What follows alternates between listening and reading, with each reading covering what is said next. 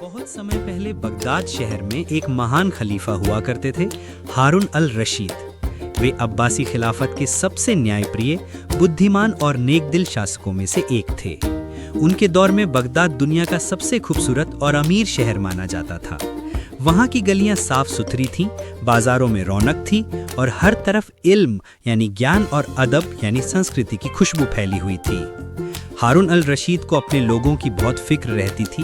वे अक्सर रात के समय आम कपड़ों में एक साधारण नागरिक बनकर शहर की गलियों में घूमते थे, ताकि अपने लोगों की असली हालत जान सकें। एक रात की बात है, वे अपने वजीर जाफर बरमकी और नौकर मसरूर के साथ बगदाद की गलियों में निकल पड़े।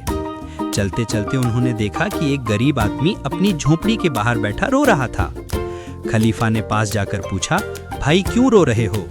गरीब ने कहा, जनाब मैंने ईमानदारी से काम किया मगर मालिक ने मेहनत की मजदूरी नहीं दी। अब मेरे बच्चों के पास खाने को कुछ नहीं है। हारून अल रशीद ने उससे मालिक का नाम पूछा और तुरंत वहीं से दरबार बुलाने का आदेश दिया। सुबह होते ही मामला अदालत में पहुंचा। उस गरीब की बात सुनकर खलीफा ने मालिक से कहा कि अगर तूने इस गरीब का हक नहीं दिया तो याद रख, अल्लाह की अदालत में तेरा कोई सहारा नहीं होगा। डर के मारे मालिक ने तुरंत मजदूरी के पैसे दिए और माफी मांगी। इस घटना से बगदाद के लोगों में खलीफा के प्रति और भी सम्मान बढ़ गया। लोग जानते थे कि उनका शासक केवल राजगद्दी पर बैठा नहीं है बल्कि न्याय के लिए जीता है। हारून अल रशीद न सिर्फ न्यायप्रिय थे बल्कि ज्ञान के भी बहुत बड़े प्रेमी थे।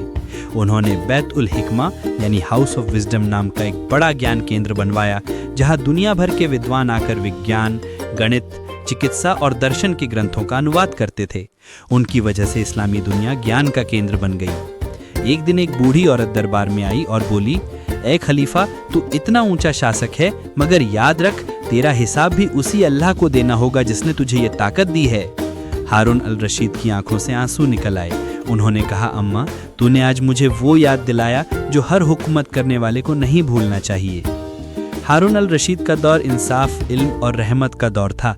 उन्होंने सिखाया कि सच्चा शासक वही है जो अपनी प्रजा के दर्द को महसूस करे, गरीबों की मदद करे और अल्लाह के सामने झुके।